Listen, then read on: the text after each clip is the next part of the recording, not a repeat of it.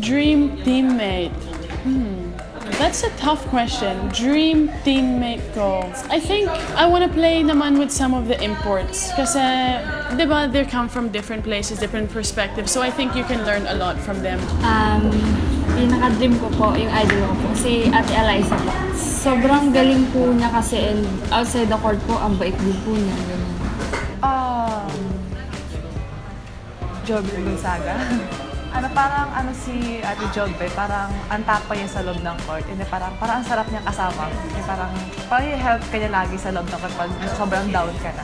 Dream teammate, I guess, one would be Melissa Gohing.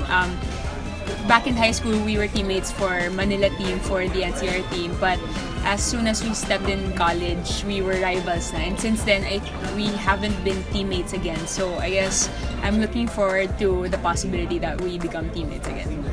Siguro, ibukod sa mga naging teammates ko, I wanna play with Ate Charo. Because sa BVR lang kami nagkakasama and I want na maging teammate siya. Isa siya sa mga great examples sa volleyball community, especially when it comes to pursuing your passion in life, not just in volleyball, yung mga dreams mo. Grabe siya mag-motivate as a person. So, siya yung dream teammate ko. Dream teammate, si Jasmine Nabor.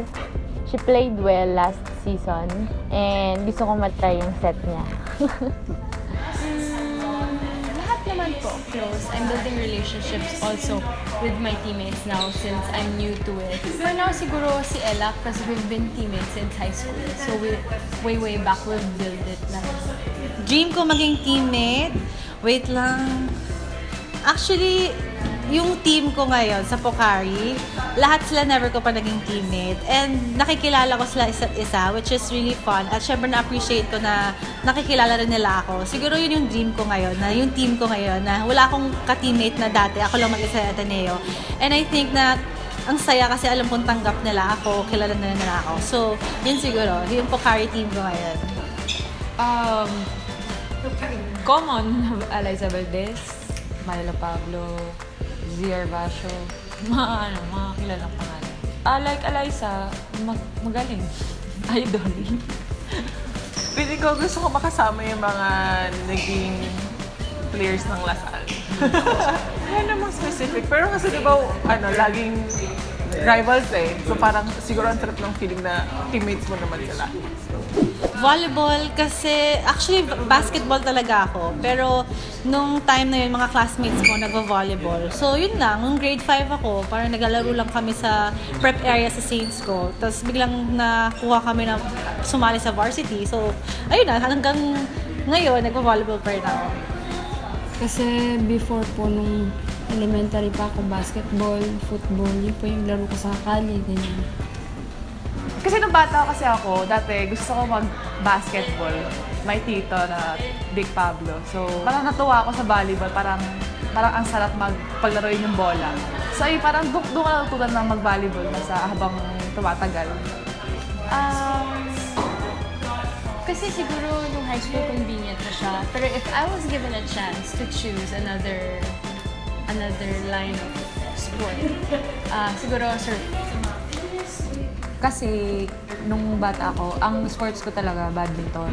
Hindi ko alam pero na-bore kasi ako ng singles event. So mas nag-enjoy ako sa ng volleyball. Mas na-enjoy ko yung team eh. Parang family kasi yung teammates, unlike pag individual sports. Before nag-taekwondo ko eh, pero syempre kasi individual sports siya. So parang mas masarap yung volleyball kasi team kayo, parang sisters, makahanap ka ng bago mong sisters. Well, actually, hindi volleyball yung napili ko noong una. Si Papa lang nag-push akin. So, ayun, wala akong choice.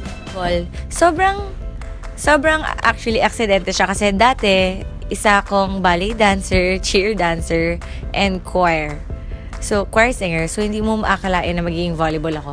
Inimbita lang ako ng ka-seatmate ko, classmate ko, na tara, dala ka ng rubber shoes, shorts, t-shirt, tapos mag-pan-training ka. Tapos yun, nag-training ako with the Hope Volleyball team under Coach Jerry and sobrang okay kasama sila Jem Ferrer. Yun. So, yun na, nag-start na yung friendship and nag-start na rin yung love ko for volleyball. And then tuloy-tuloy na, I quit everything for volleyball. I played a lot of sports in high school, and for me, volleyball was the most challenging talaga. And it's really teamwork. You can't do it on your own, so it's nice to rely on other people and for other people to rely on you. So that's why I love it so much. Long story. When I started, when I was 3, started with swimming as my first sport. And then, so nag-swimming ako, and then I went into gymnastics. I tried golf then. And then, one day, my parents decided na I needed to become more outgoing, so they fielded me in a team sport. And my parents both played volleyball, so yun, napamahal din ako sa volleyball. I started with, intrams lang, batch back in grade school, and ever since then, I tried out for the school team, and yun, I liked it, being with a team, being part of something. So, yeah, volleyball. For now, siguro yung kay Eliza, because naglaban kami ng college sa UAAP, so, yun. Eliza. Ayoko sa'yo, Eliza. Joke. Ay, nako. Si Eliza kasi lang niya ako tinatarget sa service. Always talaga pag siya yung kalaban ko. Lahat naman eh. Lahat may kanya-kanyang talent naman. Pero I think yung mga nagja-jump float. Sino ang bigat pag I remember Jarel Singh has one of the heaviest serves, as well as Eliza. I think she was best server at one time. Service, pinakamahirap. Eliza serves. Lalo na pag sobrang okay yung contact niya, ang hirap talaga i-receive yung floaters niya. Kaya kailangan talagang nakapwesto ako. Yung kay Eliza. Kay Aumiro. Yung niya, yung flat ball niya na service. Well, siguro naman Eliza Valdez, best server sa UAAP, and maybe in last conference also. It's very strong, and floaters talaga, it's hard to get. So, yeah, hirap. Kay Ate Idol ko, Ate Eliza, nung nakalaban namin sila, siya yung pinakamaraming serve na sobrang nahirapan po talaga kami.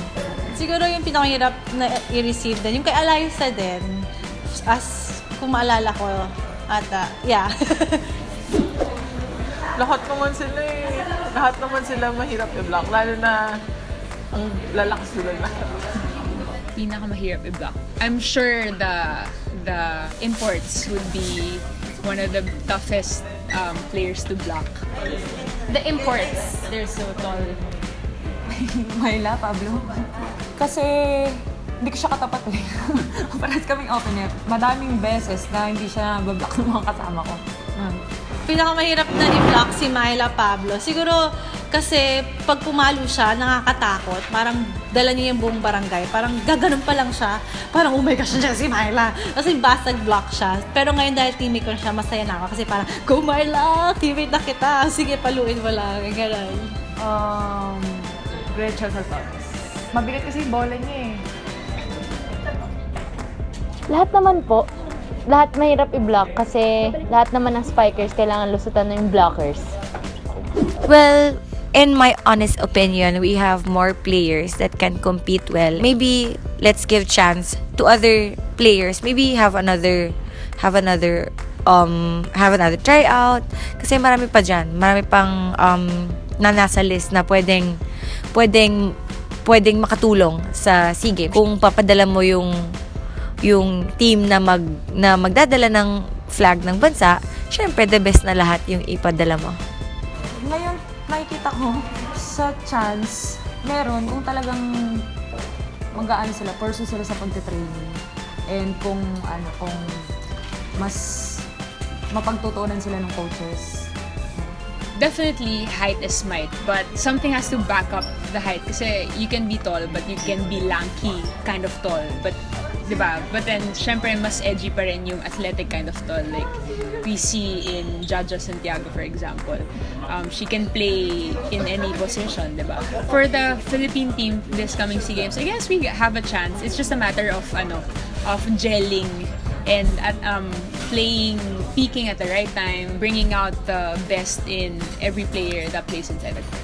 Siguro more training ngayon sa SEA Games. I hope na lahat ng teams na, I mean, mga lahat ng fans na magsama-sama para ano yung bansa natin. Wala akong nakikita pa for now kasi hindi pa kami masyado nagtitraining, and I hope so pag nag-training kami sa ibang bansa, may apply namin lahat.